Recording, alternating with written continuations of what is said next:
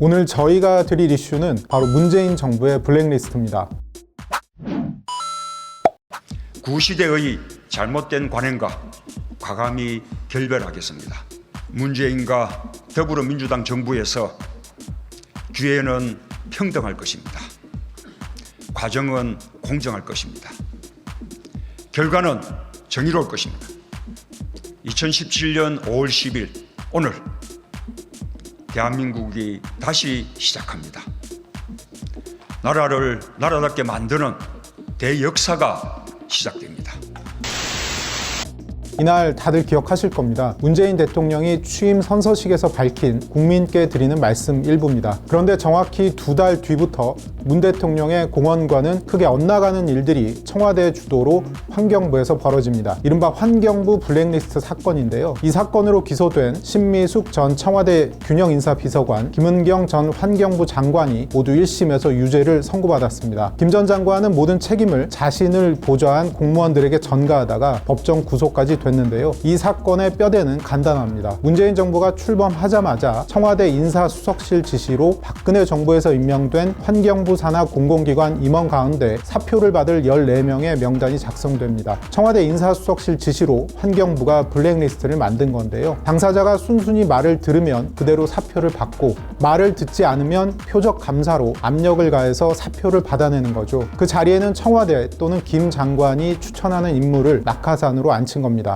임원으로 내정된 사람에게는 환경부 직원들이 음성적으로 전폭적인 지원에 나섰습니다. 이런 식으로 13명이 임기를 못 채우는 등 불이익을 받았고, 내정자가 있는지 모르고 지원한 130여 명은 유무형의 경제적 손실과 심한 박탈감을 떠안아야 했습니다. 또 임원 추천이 심사 절차가 무력화되면서 공공기관 채용 절차의 투명성과 신뢰도도 크게 훼손됐습니다. 실제 국립공원관리공단 이사장직에 내정된 권아무개 씨 사례를 한번 살펴볼까요? 권 씨는 2017년 대선 때 문재인 후보를 지지하는 문학인 명단에 이름을 올린 인물입니다. 신미숙 전 비서관은 청와대가 권 씨를 추천했으니 모든 지원을 해주라고 환경부에 지시합니다. 환경부 담당 직원들은 권 씨의 자기소개서와 직무수행 계획서를 대신 작성해주고 면접 예상 질문 자료까지 제공합니다. 지원 서류 접수 전에는 미리 자료를 검토해주기도 하는데요. 이대로는 심사 통과가 어렵다고 판단이 들자 권 씨의 민주당 부산시당 경력 증명서를 직접 받아 보완해주기도 합니다. 청와대가 추천한 한겨레 출신 박아무개 씨가 환경공단 상임감사 서류심사에서 떨어졌을 때는 청와대가 환경부를 크게 질책하기도 했습니다. 환경부 직원의 법정 진술을 보면 신미숙 전 비서관은 환경부 쪽에 청와대 추천 후보자가 통과될 수 있도록 책임있게 확답해달라, 환경부가 박 씨를 통과시키기 위해 육하 원칙에 따라 소상히 보고하라, 이렇게 요구했다고 합니다. 이런 방식으로 진행된 청와대와 환경부의 합격자 만들기 프로젝트는 한둘이 아닌데요. 서아무개 씨는 수도권 매립지 관리공사 사정으로 낙점됩니다. 그런데 과거 환경운동연합 사무총장 근무 당시 형사처벌 전력이 문제될 우려가 생기니까 환경부 담당 직원이 환경운동연합에서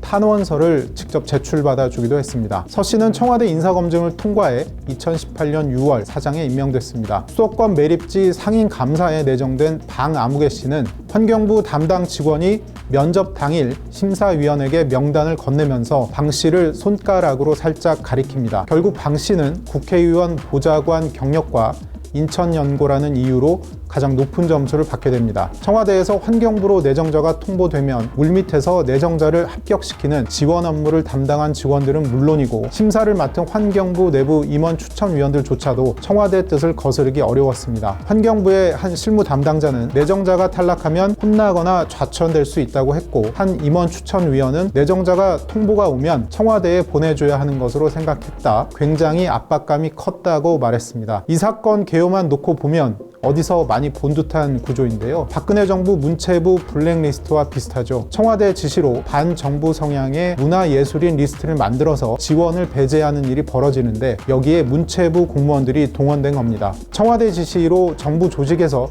불법 행위를 저지르는 직권남용죄의 구성 요건으로 따져보면 산업부의 월성이력이 조기 폐쇄 사건과도 유사합니다. 최근 백운규 전 산업부 장관 구속영장은 법원에서 기각됐는데요. 김은경 전 환경부 장관 비서관도 블랙리스트 수사 당시 구속영장은 기각됐지만 1심에서는 법정 구속이 됐습니다. 그런데 청와대는 이 사건을 환경부 블랙리스트로 규정하는 것은 유감이라는 태도입니다. 더 나아가서 문재인 정부의 블랙리스트는 존재하지 않는다고 했는데요. 강민석 청와대 대변인은 블랙리스트는 특정 사안에 불이익을 주기 위해 작성한 지원 배제 명단을 말한다. 이 사건은 이에 해당하지 않는다. 실제로 재판부의 설명 자료 어디에도 블랙리스트라는 단어는 등장하지 않는다고 밝혔습니다. 그런데 블랙리스트라는 말은 단순히 사건을 규정하는 용어에 불과합니다. 실제 문건의 성격이 무엇인지가 중요한데요. 청와대 지시로 환경부가 사표를 받으려고 작성한 공공기관 임원 명단이 불이익을 주려는 대상자가 아니면 과연 무엇인지 되묻지 않을 수 없습니다. 1심 판결문에서 주목할 대목은 신미숙 전 비서관의 양형 이유입니다. 재판부는 청와대 비서관이라는 피고인의 지위에 비춰볼 때 내정자를 확정하고